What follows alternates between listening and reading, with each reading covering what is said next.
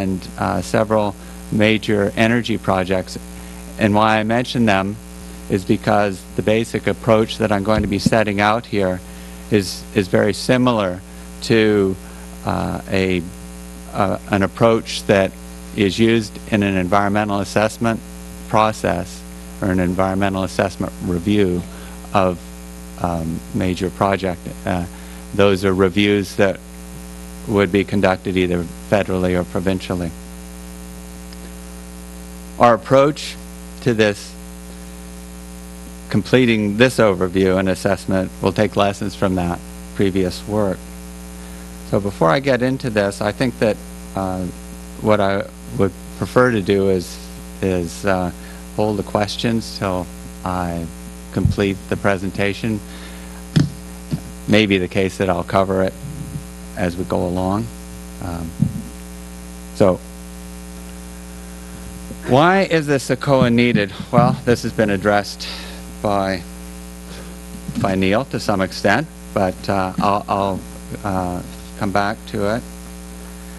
I see it as basically because the outcome of the process is to be an integrated plan. And an integrated plan views the ecosystem objectives and the human needs as interconnected parts.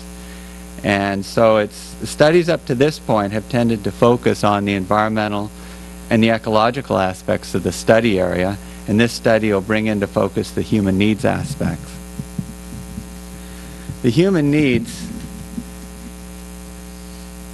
in the context of ocean management planning, the aspects of human needs are broadly characterized under the three following headings, which have been set out in our contract to be examining within these three headings: marine activities, community, and cultural values. With respect to marine activities, previous studies and analysis has highlighted a number of activities that take place in the Pacima that are economically important or important to communities. There are about a dozen of these activities that are included in this profile. The community aspects of the work will describe the demographic and socioeconomic characteristics of the communities in the regional districts in the Pacima and the connection where it can be drawn to the marine environment. The cultural value aspects address the connections of community identity and community values to marine activities and the marine environment. So each of these categories are subdivided into components, and in the context of this study, we'll term those components values. So the values that have been identified for marine activities are the following, 12. And today's breakout session will address all of these values. As I said, they've been identified by earlier work. And the three that are highlighted here, ocean recreation, marine transportation, and commercial fishing, those are draft reports of the value that have been prepared as pilot assessments so that you have a chance of seeing at least our concept of roughly what the completed statement about that value would look like. The pilots, they give you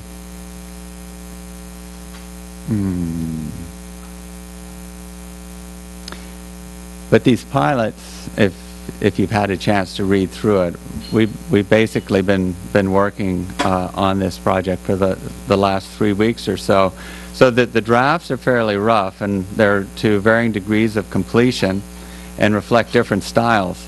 We were adding content and text to the reports right up to the deadline on Friday, so apologies for some of the rough edges, but we wanted to get it as developed and complete as we could.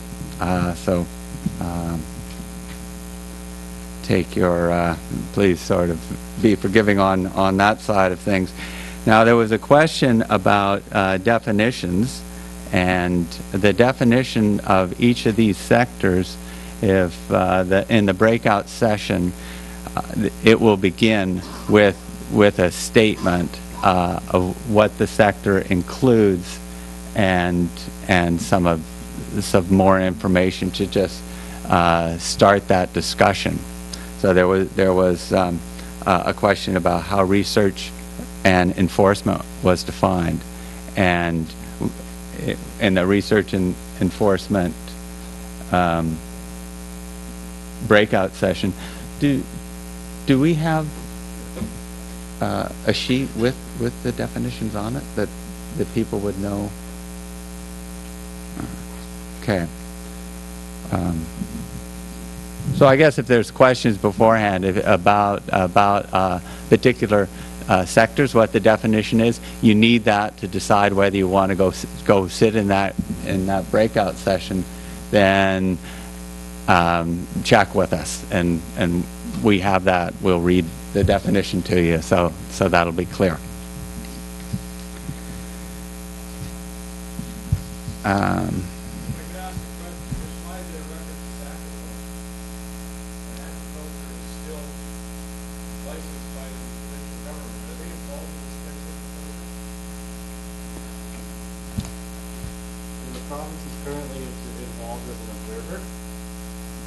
But what we're trying to do with the activities profile here is capture the activities that are important regardless of who regulates them.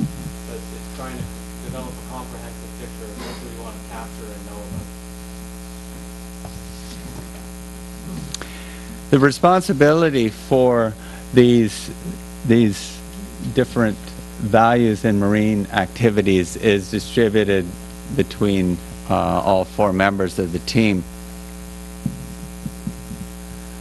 Tomorrow's breakout session will address the cultural and community aspects, and a pilot study is in your package for the Central Coast Regional District, and Randy is taking the lead on the community values. And our approach and work for the cultural aspects will be addressed by Steve, and that will be also addressed in tomorrow's sessions.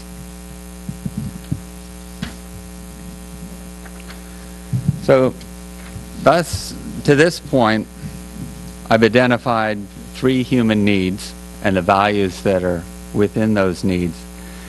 The socioeconomic assessment, which the SECOA might be considered a variant, typically proceeds through several steps, which are illustrated in this figure. We find it a useful, logical structure, and we have used this approach in projects as diverse as proposed national park and, as I said, major energy projects. This slide shows the steps that will be addressed in SECOA. In terms of the fuller picture, the SECOA following steps would typically include, there would be a formalization of a plan or plan scenarios. And those, the plan would then be looked at in terms of, well, what does that do to the socioeconomic values, and what change would be brought about by the plan on socioeconomic values are compared to the information that we're pulling together here, which provides a benchmark. And through that, it helps you identify both the positive and negative aspects of the plan. So the question about a marine protected area, for any activities that might be occurring in that marine protected area in the SECOA, our analysis should identify